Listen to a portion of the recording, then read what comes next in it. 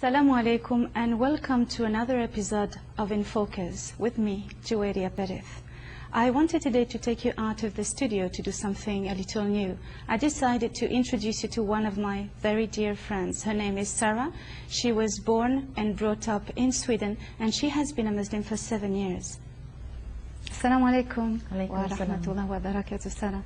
Thank you so much for receiving us in your home today. We're very pleased to be here. You're more than welcome. Today we'd like to discover a little about your life. As we've just said, you're a new Muslim, and probably the viewers now are seeing an increasing number of new Muslims embracing Islam, practicing the religion of Islam.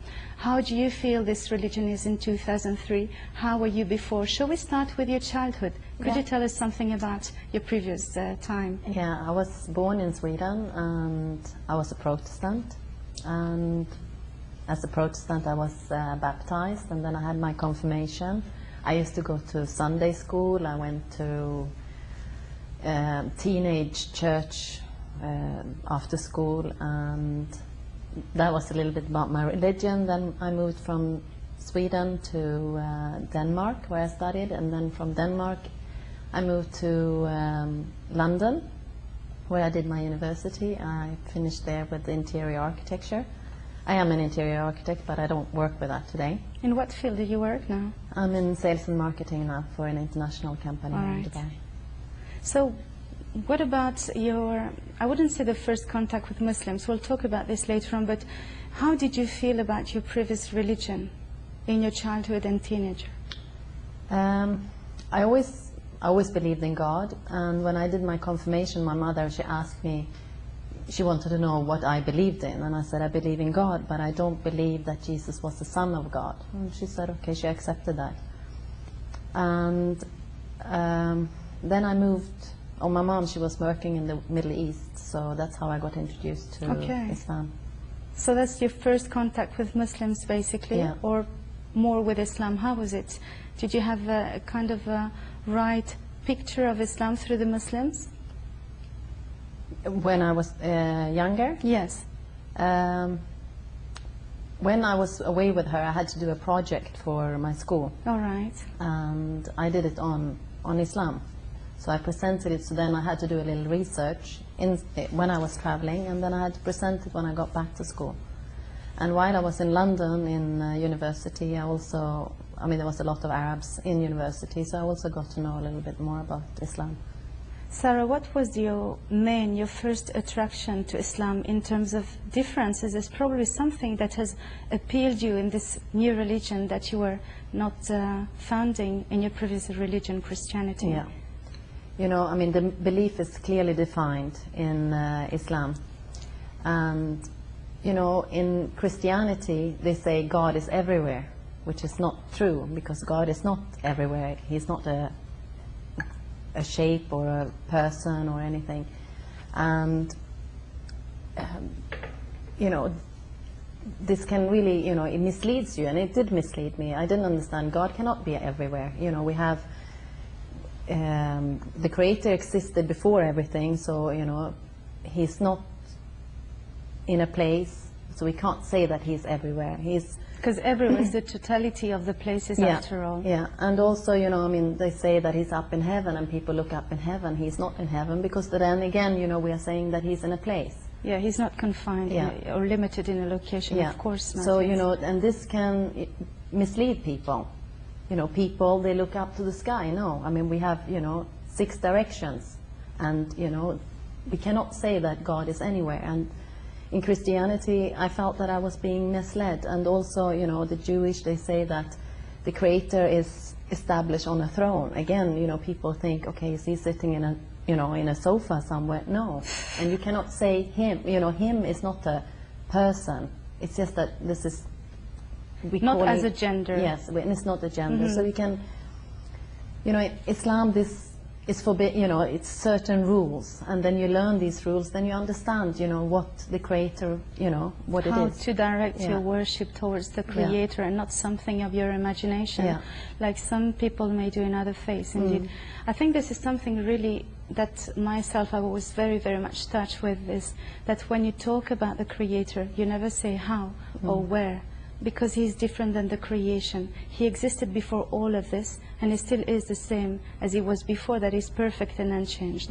He didn't become a body. No. He didn't started being limited in a location. Therefore, we say ليس كمثله شيء. He does not resemble the creation in any way. And this is the pure belief Muslims have, fortunately. So this is like your main attraction. Finally, you knew who you were worshipping. Yeah, and it's, you know, I mean, it's very defined. It's very defined. And also, you know, I mean, you know, you believe in your heart and you declare with your tongue. This is The confirmation of your faith. And this is, you know, you don't have that anywhere else. Now, in terms of behaviors, else than the belief, what were you missing before? Because we do realize that in some Western societies, maybe some people are looking for something. They sometimes meditate, or, you know, they're seeking something.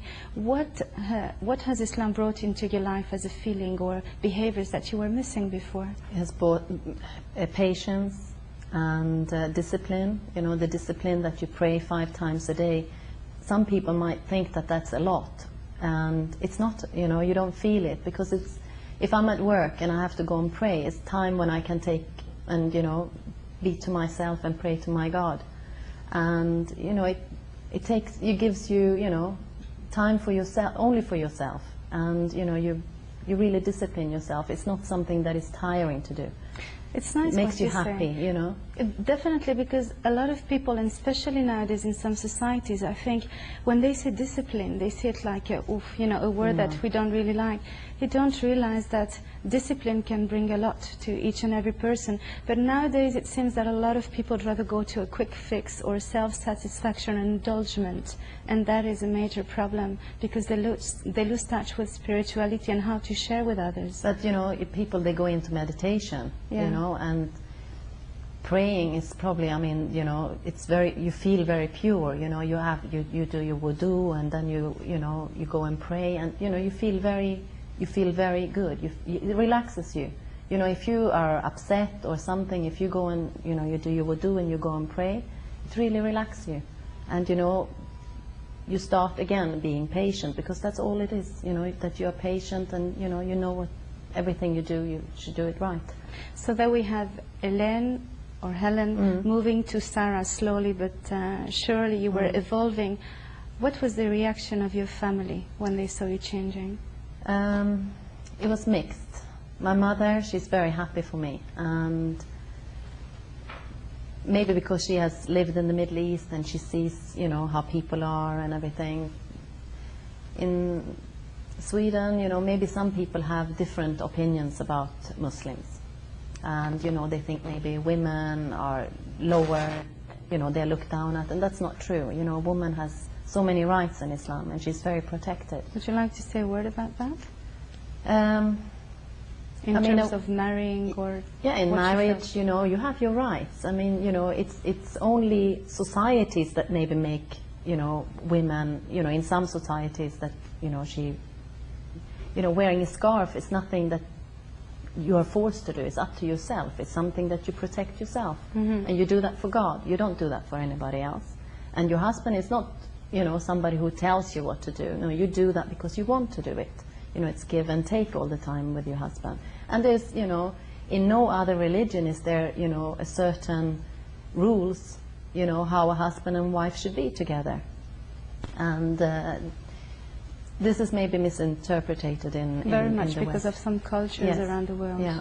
You just told us about your mother. What about your father? Now I want to tell you one more thing about my mother. Always when I'm with her, she always reminds me, isn't it time for you to pray? I think this is very sweet, and I know that she's very close to Islam, and inshallah she will embrace Islam. It's amazing that she reminds you on the prayers. Yeah, and I feel very good about that. Even my father, you know, in his house I pray, and, you know, I mean, he will, you know, tell other people, please be quiet because she's praying.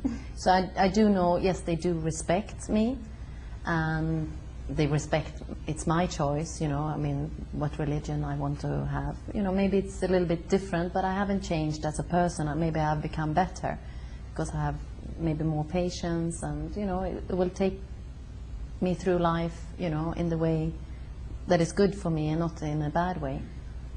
Definitely. And we talked a little about the father and mother.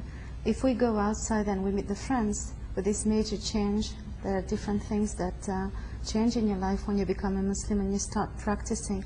What was the reaction of your friends, colleagues, and people around you altogether? They're all very happy. I mean, Muslim people, of course, they will be even, happier because they feel proud of you and they are happy that you embrace Islam. Even today, I was in the office, and when I go and pray, that reminds other people who are born to be Muslims, that maybe I should also go and pray. And they even say, I'm so lucky that I'm born a Muslim. And sometimes they, how would, it would be very difficult, they would think, to change to another religion. And I said, it's not. I mean, because I can always look back and, I have support from Allah. And other friends of mine, I have friends that are Muslims and, they have other religions. But they will still, I respect them, so in return they will respect me. And all my friends that are Muslim, I mean, they try to teach me more and more, because I still have to learn. And I think they feel proud. They feel proud, that I'm one of them. And it makes it, when you have Muslim friends, these are really your friends. I mean, you have so much in common. You have everything in common. The love for the sake of the Creator. Yeah. When you feel this chemistry, Yeah. it's a pure friendship, which is regardless the title, the family, the money, the position. It's purely for the belief we carry in our heart. We call it aqidah. Now, you've just kind of a couple of weeks, you came back from Sweden, you were there on holiday. How was it altogether to be a Muslim out and about? Now? Yes. I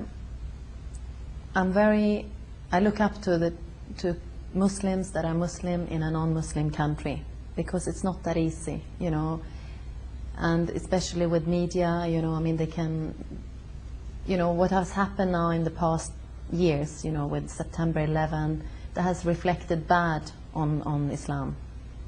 And, but it has nothing to do really with Islam, the religion. Definitely not. And it's more difficult for people. It is difficult for people, and I'm very lucky to be living in an Islamic country, because it's much easier to practice your religion in a Muslim country than in a non-Muslim, because they really have to, where do they go and pray, and if a woman wears hijab, people will look at her. And do you feel they have let's say, the truthful picture of Islam? Some do and some don't. I mean, Sweden is an open country and you're free to, practice what you want to practice, and people respect you for that. But some people, no, they don't. They just look at media and they don't really look what Islam is. It's a peaceful religion. It's not fighting, and this is what they see, that it's fighting. And it just reminds me on one of the stories you told me once we were sitting, since we're friends, we meet from time to time. You were telling me this really interesting story when you were in a conference. Oh, yeah. With this man who was quite interested. Yeah, I was in Poland on a training course. And that was during Ramadan. I was a little bit worried, I would travel because I was going to be gone for 10 days, because I don't want to break my fast. I want to continue my fast, and I did. And, people were wondering, are you not joining us for lunch? I said, no, thank you. And they said, you don't eat? No, I said, it's Ramadan now, so we are fasting. And, there were Muslims there and, different religions. But there was one man, he was Christian, and he was very interested. And he thought, this is, it makes you very strong. I mean, Ramadan, again, it's another discipline. And you do that for God. That's one time during the year that you can actually do something for God. And it makes you very strong. I mean, alhamdulillah, when I was there, I didn't have any problems. And, I felt very happy with myself, and I thank, God that He gave me the strength to go through, because I still had to continue learning. It was a full-day program. But you were just like the others, attending the conference, feeling okay, people were interacting with you. And no one would know if we didn't go for lunch. No. That's brilliant. Now, there's another thing I would like to ask you about. Basically, the major misconceptions. You know how these stereotypes fall in some Western societies? Could you just name some of them and why, maybe? From Muslims, it's very important that we present ourselves in a right way. That we don't do things if we do things, okay, then we have to, if you don't wear a scarf, okay, then you say, you do that for, you know, it's your own sin. It's a small sin. You don't have to wear a scarf. If I don't wear a scarf, then, you know, it's me. But, you know, then this is not what you should be doing. And, you know, that's just a small thing. But drinking alcohol, that's nothing that, you know, is allowed in our religion. But if you do that, okay, and you are a Muslim, you should admit it and say this is not something you should do. Because then people understand. In the West, they have to understand that Islam is, yes, it has certain reason why we don't do certain things. You know, you don't eat pork, and you know, but you can explain that to people. And like halal meat, for instance, you know, in Sweden, maybe it's, you know, the meat is not halal, and they don't understand. Yes, why don't you eat it? But you know, we don't eat that. So you explain to them. So basically you're telling me, which I feel very much when I go back home also to Switzerland or Spain, that unfortunately too many people are judging Islam through Muslims. Yeah. Just like, definitely I think I would never be able to understand everything about Christianity just by watching Christians. Yeah.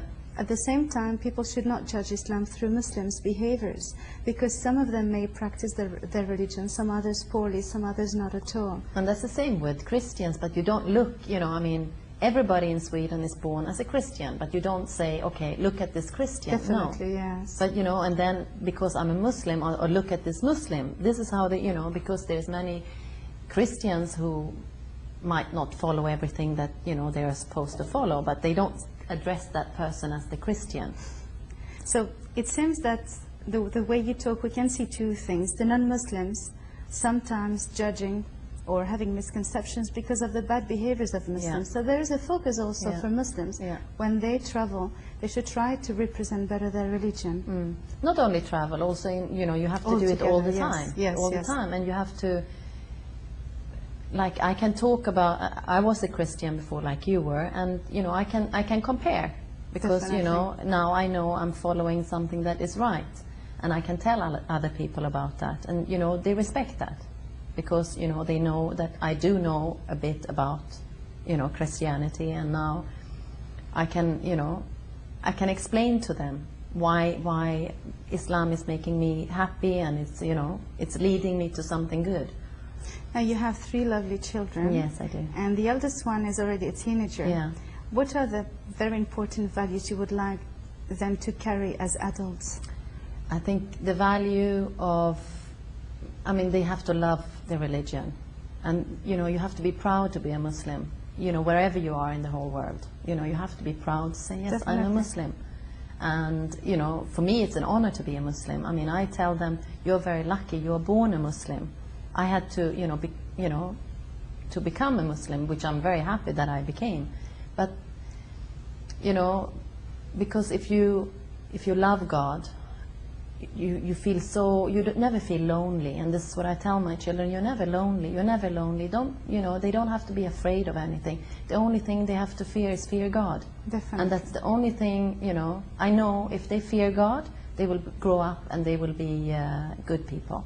It gives a very strong foundation to the children and right Yeah. balance. When definitely you do see that, especially when people travel to Western societies, you see some children that don't even answer the salam because they are almost ashamed to, especially in a public place, to say that they're Muslims. They, like, you know, I'm not one of you, or, but it should be something very natural, just like other people are from other religions. Yeah. Why should we hide, and why should we let our children not tell others about their religion if they're asked? At least it's not that you have to go out and, you know, tell everyone, hello, I'm a Muslim, but at least just be happy with Yeah, yourself yeah. and be satisfied with your religion. Because I believe that real success is not just getting a degree or being a lawyer. It's very important, you know, when my second daughter, when she was reciting the Fatiha and she prayed, I mean, you know, it gives me tears. And I said, that was, you know, that was her biggest achievement, you know, because, you know, when you learn to read the Fatiha and when you learn to pray, you have to tell the children that you're very happy about that, because, you know, yes, you're happy they go to school and they learn and everything, but also we have to remember the first thing that we have to bring up our children is to become a good Muslim. Definitely. Because then we know, this is the only thing that, you know, us as a parents, we have to ask the children, you know, that they have to believe in God and they have to do good for God. Because then, you know, we have done our duty, because everything else will come. It will come together. Yeah, the same, you know, if you're working, I mean, you know, if you do good for God, you know that there's certain rules that you behave when you're working and you do your best. The same for the children, you know, they will do the best too. Very nice. Now, as a conclusion, Sarah, what would you like to share with the viewers that, let's say, one of, or the most precious feeling you received from Islam and you would like to share with others today? Oh, it's I mean, life, you know, it's everything, you know. I know that there's something I have to work for, you know, we are only living here for, you know, a few number of years, but I have to do good now, so I will receive something in the hereafter, inshallah. And, you know, it's belonging to Islam, and to say you're a Muslim, that's something you should be proud of, not something that, you know, you should feel. It should make you strong. I'm very happy to be a Muslim. And it makes me strong, you know, it makes me feel strong. You know, I want to share that with other people. If they ask me, yes, I will share it with them. You know, they will have their own views, but you know, my belief is that, you know, I'm very proud to be a Muslim, and I'm very happy that I found that it was not too late for me, because, you know, we don't know what will happen tomorrow. Well, you definitely don't look miserable at all to me. No, I don't. And I want to thank you very much for sharing this time with us, and I hope that the beautiful answers would be food for the hearts, Inshallah, all around those who are watching us. Maybe on another show we'll have you with the children, with a little more details on your life. Thanks again. Thank you. Thanks for watching us. We're expecting you next week in Focus.